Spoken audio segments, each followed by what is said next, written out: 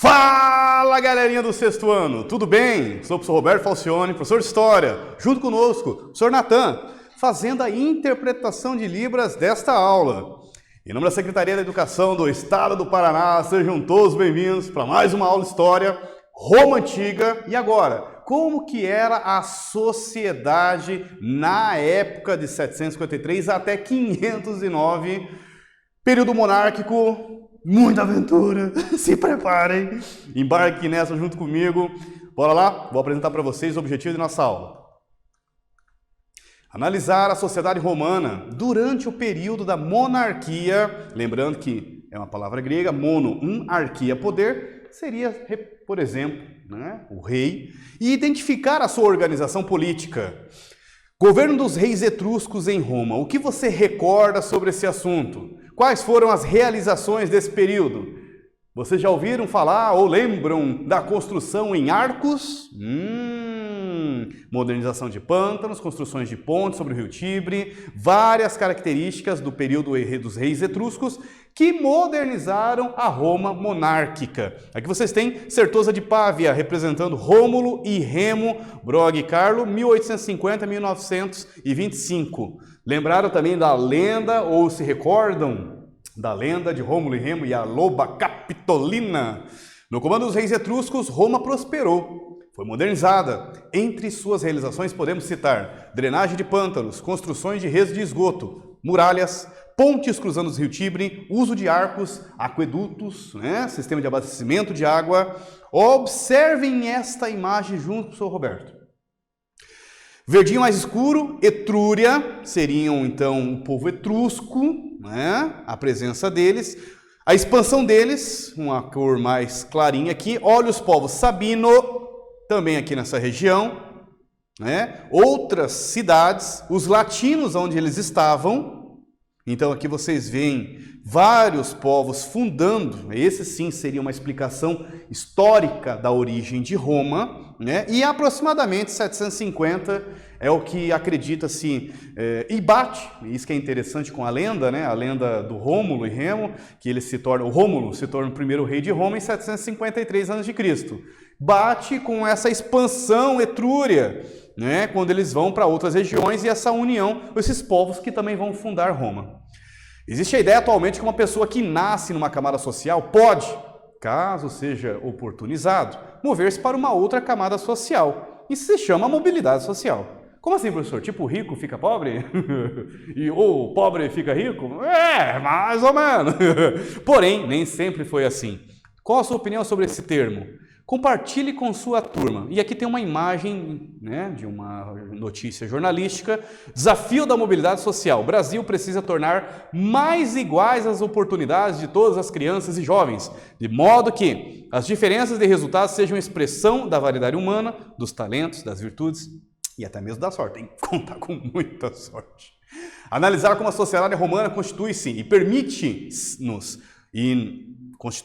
permite-nos observar como a trajetória de uma população pode determinar a origem das desigualdades entre as camadas sociais. A questão, então, é o seguinte, a discussão, como que nós podemos utilizar da história para entender uma dinâmica, uma conjuntura, uma organização social, alguns povos com privilégios, alguns grupos com menos privilégios, ou pior, como se constitui um grupo sem qualquer privilégio, e pior, escravizados. Motivos, legitimação de poder, toda essa organização. Isso é muito interessante. E analisando a história, podemos depois transpor para a nossa narrativa atual e entendermos, galerinha do sexto ano, como que funcionam também as sociedades atuais, contemporâneas. Escravizados, servindo recém-chegados, mosaico, representando uma forma de boas-vindas aos convidados e a promessa de um bom acolhimento. Não para os escravizados, Sociedade romana nós entendemos então uma divisão de 4 grupos: patrícios, plebeus, clientes e escravizados. Professor, por que você não fala escravo? Lembra dessa explicação? Recordam? Quando você fala escravo, parece que a pessoa nasceu com essa origem. Ninguém nasce escravo. Tornaram ela escrava, ou melhor, escravizada. Por isso, quando você fala escravizado, fica bem claro para nós que a pessoa não é, a origem dela não é escrava. Ninguém nasceu para ser escravo. Tornaram as pessoas escravas por inúmeros motivos. Bora lá ver as 4 camadas sociais. Primeira, patrícios, os nobres romanos, donos de muitas terras de gado, possuíam direitos políticos. Tem uma certa discussão histórica que tentam ligar os patrícios com os latinos. Existe essa possibilidade. Não é confirmado, não é uma coisa assim, cravado na história, todos os patrícios são de origem latina, não é. Mas sim, eles tentam fazer essa ligação, já houve algumas discussões, há algumas versões, uns estudos históricos bem bacanas. O outro grupo, que não tem tantos privilégios assim, os plebeus são livres, mas formavam a maioria da população, trabalhavam como pequenos agricultores, artesãos, mercadores, não tinham direito político, não tinham direito de decidir sobre o governo e a política da sociedade romana, não podiam, inclusive, participar com algum cargo, magistrado, e pior, poderia acontecer a escravidão por dívidas. Professor, o que é isso? Pô, pensa lá, uma família de plebeus, são pequenos agricultores, tiveram que guerrear, ou veio uma forte seca, sabe Deus, inúmeros motivos, que naquele ano, naquele bendito ano, a safra do nosso pequeno agricultor plebeu foi terrível. Qual que é a solução, ou o que dizia as leis romanas naquela época, inclusive constitucionárias, porque elas ainda não foram criadas leis escritas. Isso complica mais ainda para os plebeus, porque favorece quem tem acesso às leis. Patrícios. Ah, ligeiro não, né? Lerdo é o gato. Olha lá, plebeus. Senhor, eu não tenho como pagar a minha dívida com você. Posso pagar com a minha escravidão junto com a minha esposa e meus filhos. Escravidão por dívidas. O terceiro grupo que nós vamos estudar, clientes. Há outros estudos históricos que dizem que os clientes seriam plebeus que são protegidos dos patrícios. Eita, esse arregou, professor? Não é nesse sentido, mas não é também confirmado que todos os clientes são de origem plebeia, mas são servidores protegidos do chefe de uma família, um patrício, chamado de patrono, em grande poder e prestígio. Escravizados eram os prisioneiros de guerra, aí vamos para o quarto grupo, mas podiam ser pessoas que não conseguiam pagar suas dívidas, como nós vimos o exemplo que o professor Roberto deu da família plebeia, ou que tinham sido condenados pela justiça também.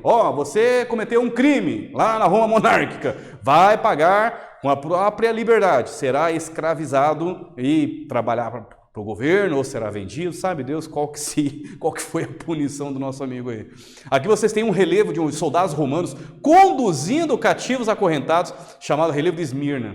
Gente, é com vocês. Copiem seu caderno e responda. Quem eram os patrícios? Qual era o principal privilégio patrício na sociedade romana? Daqui a pouquinho nós voltamos, corrigimos juntos.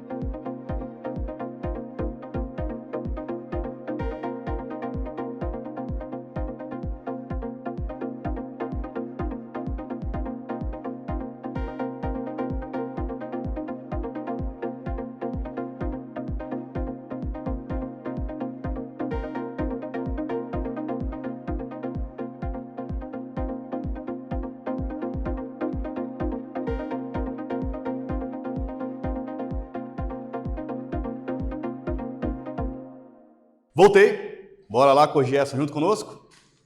Patrícios eram os nobres romanos, donos de muitas terras e de gado.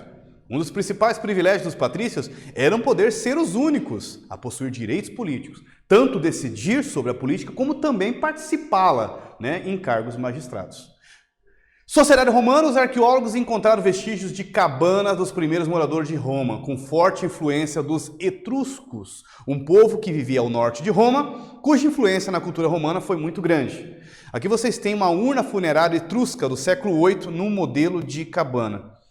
Até para fortalecer essa ideia, lembrando que os latinos, aquele povo que vivia na região, quando os etruscos chegaram, trazendo modernização, eram comerciantes, mas também tinham artesãos, enfim, vários tipos de profissões. E os latinos, com uma dor ali do cotovelo, incomodados que os etruscos estavam invadindo ali, se uniram na chamada Liga das Sete Colinas, mas não deu muito certo. Aí a solução foi tentar ir pela lenda, né, para expulsar os etruscos. Também não deu muito certo, porque hoje nós sabemos, através da arqueologia, muitos indícios que comprovam a presença etrusca na fundação de Roma. É essa que é a questão da coisa. Por exemplo, a construção de urnas funerárias com modelo etrusco. Professor, quer dizer que essas urnas eles colocavam assim os restos mortais da pessoa que morria? Isso é uma urna funerária.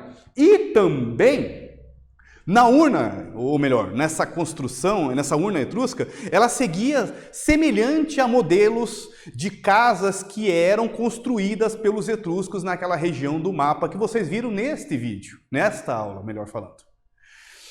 Muito interessante ver que os etruscos também trouxeram outras modernidades, como a técnica da construção em arco, que modernizou muito as construções naquela época. E os latinos não sabiam construir dessa maneira. Gente, os romanos usavam também a palavra família dentro da sociedade romana. Mas família, professor, que nem nós usamos nos dias atuais? Pois que em português é a mesma palavra, mas para eles era uma coisa muito mais ampla, para falar de algo muito mais amplo do que nós. Para nós, família parece que é uma coisa mais nuclear, né? Papai, mamãe, ou, enfim, várias outras variações do termo de família, mas uma coisa mais nuclear, fechada, né? Os membros, os pais e os filhos. Já para os romanos era uma coisa muito maior. Inclusive se agregavam em termo, assim, num central, o patrono, né? Ou melhor, o pater, né? O pai, né? Em latim, que seria então para nós entendermos que eles viviam então uma cultura bem patriarcal, com uma liderança do chefe de família ligado, né? Centrado no homem. E os romanos chamavam então de família tudo aquilo que estava ao poder desse pater família, né? Esse chefe de família. Por isso que nós utilizamos o termo de patriarcado. Quando é o pai, o chefe de família. Tá, então me dá um exemplo, professor. Quando a mãe é o chefe. A matriarcal. Pô, reino de Cush, Wakanda Forever. Candaces, rainhas guerreiras, vale a pena pesquisar, quem nunca ouviu falar desse estudo aí, coloque aí, Candaces, as rainhas guerreiras africanas do reino de Cush, vale a pena estudar. Aqui vocês têm uma lápide de uma família romana, sem data, Museu do Vaticano. Vamos resolver? Copie seu caderno e responda. Como era dividida a sociedade romana no período monárquico? Dou uma dica! Daqui a pouquinho nós voltamos. Corrigimos juntos.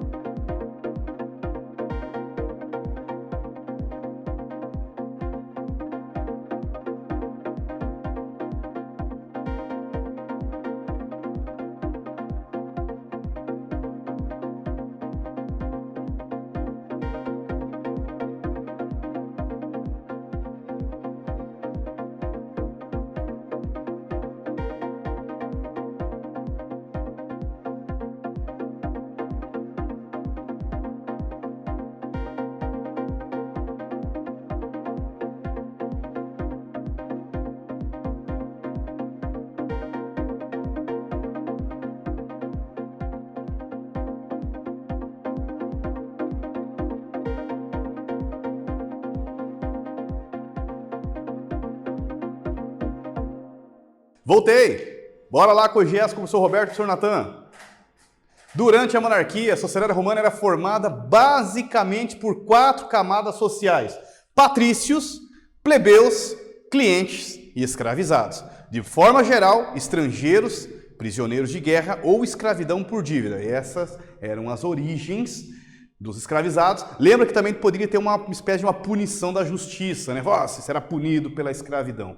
Novamente, reforçando, patrícios eram os nobres, ricos, proprietários de terras ou de gado e que tinham direitos políticos. Plebeus quem eram? Maioria da população não tem acesso à política, são pequenos agricultores, comerciantes e artesãos. Aí tem um terceiro grupo, os clientes, que acredite-se, algumas correntes historiográficas dizem que podem ser plebeus protegidos por patrícios, ou melhor, pessoas, não precisava ser necessariamente plebeus, que são protegidas pelo patrono.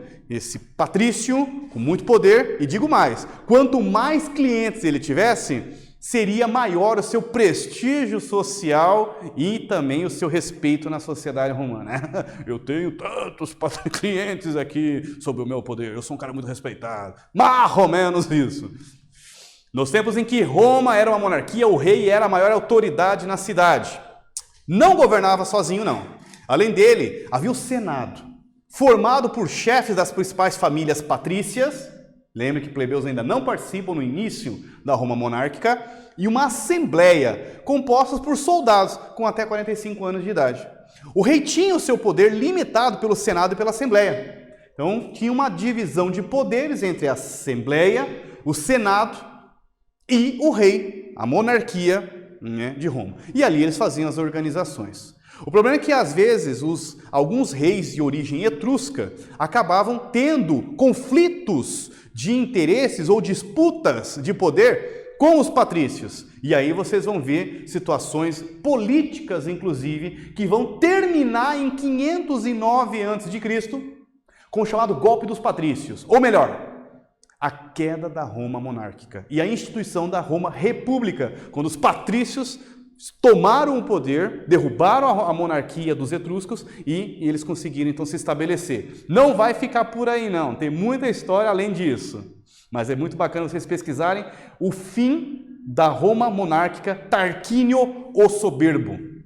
Os patrícios que controlavam o Senado romano nunca se conformaram com o domínio etrusco sobre Roma. Aí está aqui a história desse golpe dos patrícios. Professor, o que é um golpe? É uma voadora.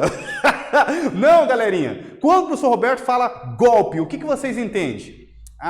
Quando alguém tenta tomar o poder do outro. Isso, muito bem. Em 519 a.C., aproveitando-se do envolvimento de etruscos em outras guerras com os povos vizinhos, os patrícios, ligeiro, lerdo é o gato, derrubaram o rei etrusco Tarquínio o Soberbo e fundaram a república em 509 a.C. Aqui vocês têm a estátua do patrício Lúcio Bruto. Acredita-se, considera que ele foi o líder desse golpe patrício em 509 a.C. Bom, os patrícios são campeões, né, para inventar lendas, né? Também inventaram uma lenda para derrubar o Tarquínio e justificar o poder deles na sociedade. Olha se o lerdo é o gato.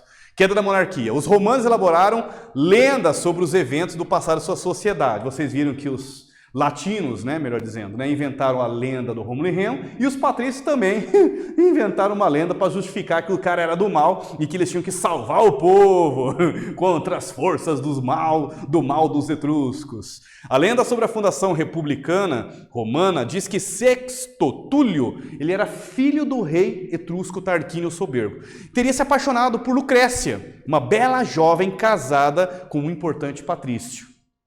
A insistência de Sexto Túlio em se relacionar com Lucrécia levou a jovem ao suicídio. Diz a lenda, inclusive, que ele acabou se explorando ela, abusando dela, enfim, tomando ela à força, e isso teria revoltado os patrícios, e para se vingar eles derrubaram o pai dele, que era o Tarquínio, como diz, não tem nada a ver com a história. Não, mas na lenda diz que o Tarquínio tentou proteger o Sexto Túlio, sim.